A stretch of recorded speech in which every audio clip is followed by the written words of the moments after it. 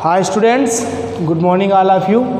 जैसा हमने आप लोगों को 4 चैप्टर कंप्लीट करा दिए हैं, ये हमारा 5वां चैप्टर है। चैप्टर का नाम है सरफेस केमिस्ट्री यानी कि पृष्ठ रसायन।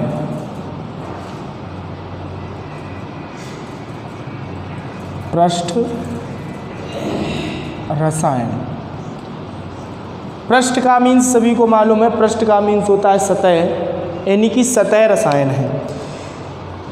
इस चैप्टर के अंतर्गत हम ठोस या द्रव की सतह पर जो होने वाली घटनाएं हैं उन घटनाओं का अध्ययन करेंगे और भौतिक रसायन की जिस शाखा के अंतर्गत सतह पर होने वाली घटनाओं का अध्ययन किया जाता है उस शाखा को ही हम कहते हैं पृष्ठ रसायन यानी कि सरफेस केमिस्ट्री। हम कह सकते हैं कि भौतिक रसायन की जिस शाखा के अंतर्गत किसी ठोस या द्रव की सतह पर होने वाली घटनाओं का अध्ययन किया जाता है उसे ही हम कहते हैं पृष्ठ रसायन।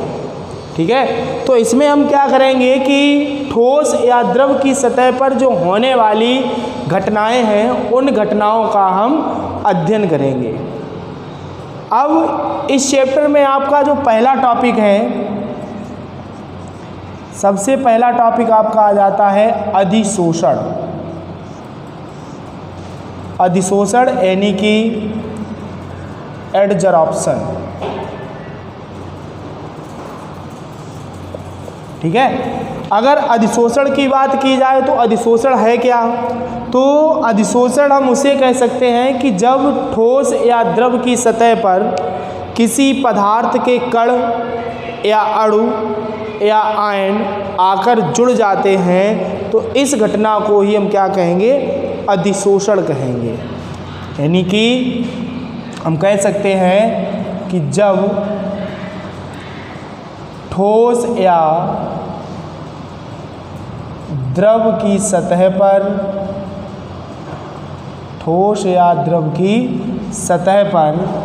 किसी पदार्थ के कण या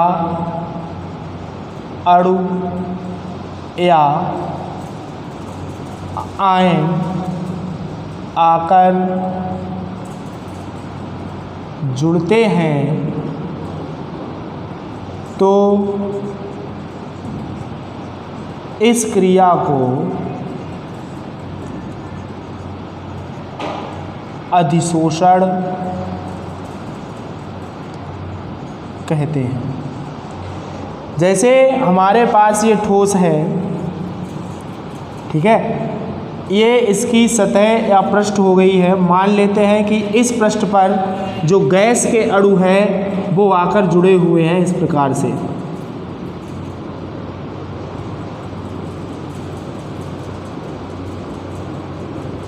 ठीक है, तो यहाँ पर जब भी किसी ठोस या द्रव की सतह पर किसी पदार्थ के कण या अणु या आयन जुड़ेंगे आकर, तो जिस सतह पर पदार्थ के कण या अणु या आयन आकर जुड़ते हैं उस सतह को हम कहने लगते हैं अधिशोषक। क्या कहेंगे उसे? अधिशोषक।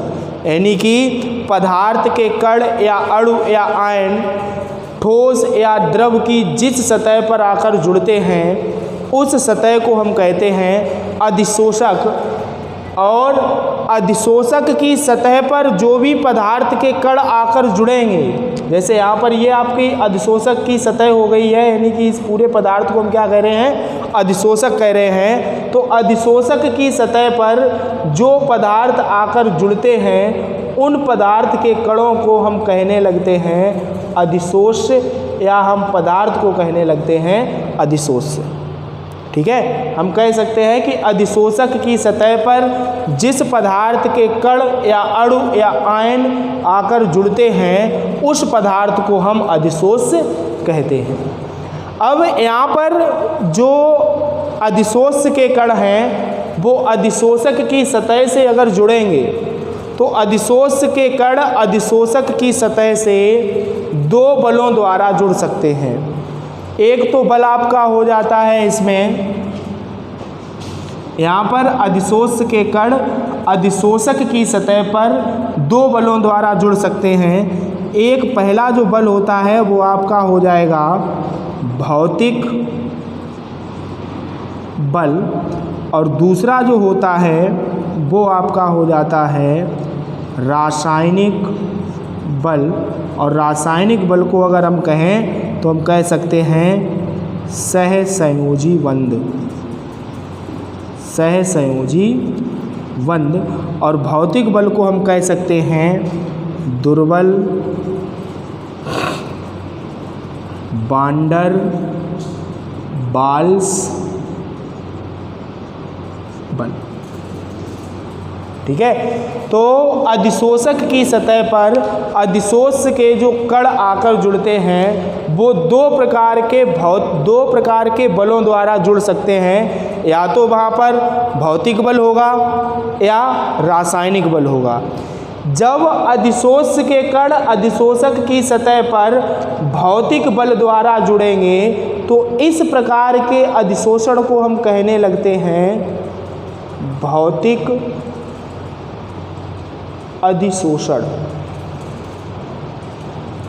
भौतिक अधिशोषण यानी कि जब अधिशोषक की सतह पर अधिशोष के कण भौतिक बलों द्वारा जुड़ते हैं या दुर्बल वांडर वाल्स बल द्वारा जुड़ते हैं तो इस प्रकार के अधिशोषण को भौतिक अधिशोषण कहते हैं। अब जो भौतिक अधिशोषण का जो प्रक्रम है या भौतिक अधिशोषण की जो क्रिया है वो ऊष्माक्षेपी क्रिया हो जाती है, क्योंकि यहाँ पर जब भी दुर्बल वांडर वाल्स बलों द्वारा पदार्थ के कण अधिशोषक की सतह पर जुड़ते हैं तो यहाँ से ऊर्जा का उत्सर्जन होता है। जब यहाँ से ऊर्जा का उत्सर्जन होता है तो यानी कि जो भौतिक अधिशोषण है वो आपका ऊष्माक्षेपी प्रक्रम हो गया है। जब ऊष्माक्षेपी प्रक्रम है तो हमें पता है ला सातेलिय नियमानुसार कि अगर कोई भी अभिक्रिया ऊष्माक्षेपी होती है तो ताप बढ़ाने पर उस अभिक्रिया की दर या जो वेग होती है वो कम हो जाती है। इसी प्रकार से यहाँ पर जो भौतिक अधिशोषण है वो आपका ऊष्माक्षेपी प्रक्रम है। अगर हम ताप को बढ़ाएंगे तो भौतिक अधिशोषण का मान घट जाएगा।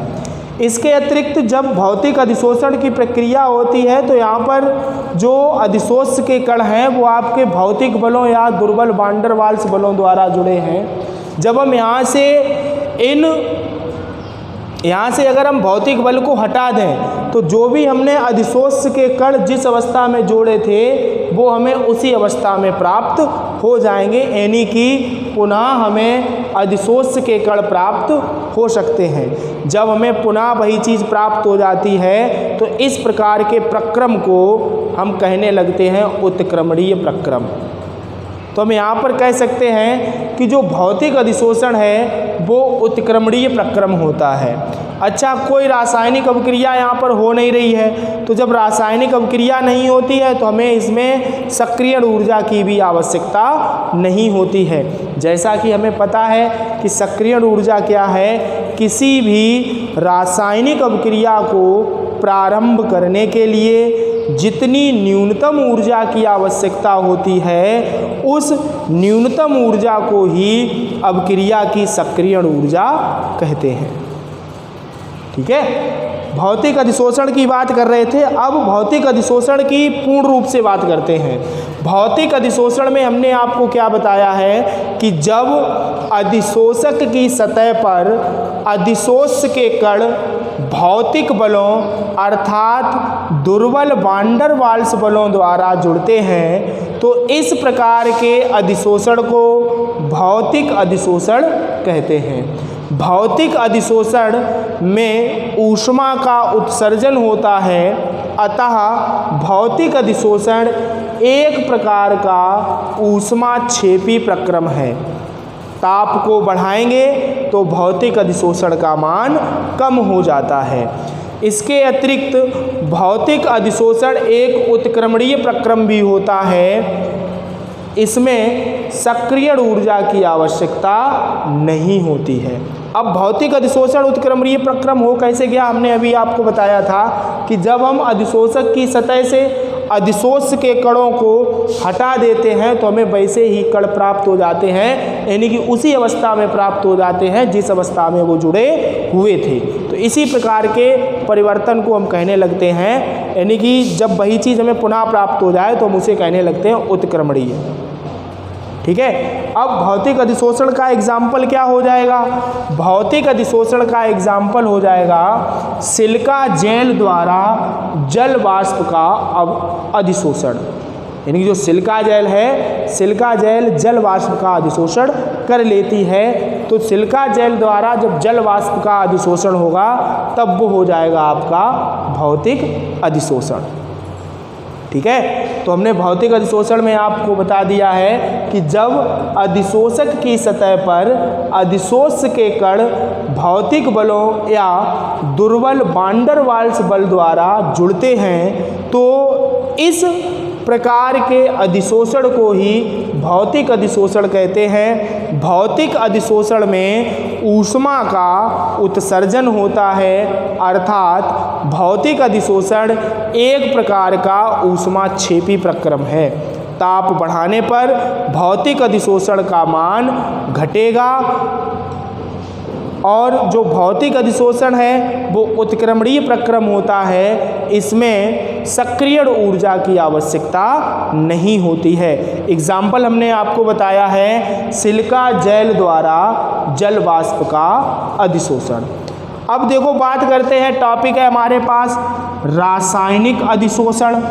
रासायनिक अधिशोषण हम किसे कहेंगे? जिस प्रकार से हमने यहाँ पर कहा था कि अधिशोषक के यदि अधिशोष के कण अधिशोषक की सतह से भौतिक बलों द्वारा जुड़ेंगे तब उसे कहेंगे हम भौतिक अधिशोषण। रासायनिक में क्या हो जाएगा? रासायनिक बलों द्वारा जुड़ना है, यानी कि जब अधिशोष के कण अधिशोषक की सतह पर रासायनिक बलों द्वारा जुड़ते हैं तो इस प्रकार के अधिशोषण को रासायनिक अधिशोषण कहते हैं। अब जो रासायनिक अधिशोषण की प्रक्रिया होती है, रासायनिक अधिशोषण की प्रक्रिया एक अनुत्क्रमणीय प्रक्रम में आती है। अनुत्क्रमणीय प्रक्रम में क्यों आती है? क्योंकि यहाँ पर जब भी हम अगर अधिशोषक की सतह से अणुओं को हटाएंगे तो वहाँ पर जो रासायनिक बंध हैं वो टूट जाएंगे और नए रासायनिक बंध बनेंगे। जब नए रासायनिक बंध बनते हैं तो वहाँ पर नए यौगिक का निर्माण भी हो जाता है। तो जो रासायनिक अधिशोषण है वो आपका अनुत्क्रमणीय प्रक्रम हो गया और इस प्रकार के अधिशोषण में ऊष्मा का अवशोषण होता है। जो रासायनिक अधिशोषण है उसमें क्या होगा? ऊष्मा का अवशोषण होगा, अर्थात ताप बढ़ाने पर जो रासायनिक अधिशोषण है उसका मान बढ़ जाएगा। ठीक है। और रासायनिक अधिशोषण में रासायनिक अभिक्रिया हो रही है तो इसमें हमें उच्च सक्रियण ऊर्जा की आवश्यकता पड़ती है। यानी कि हम कह सकते हैं कि जब अधिशोष के कण अधिशोषक की सतह पर रासायनिक बलों द्वारा जुड़ते हैं तो इस प्रकार के अधिशोषण को हम क्या कहेंगे? रासायनिक अधिशोषण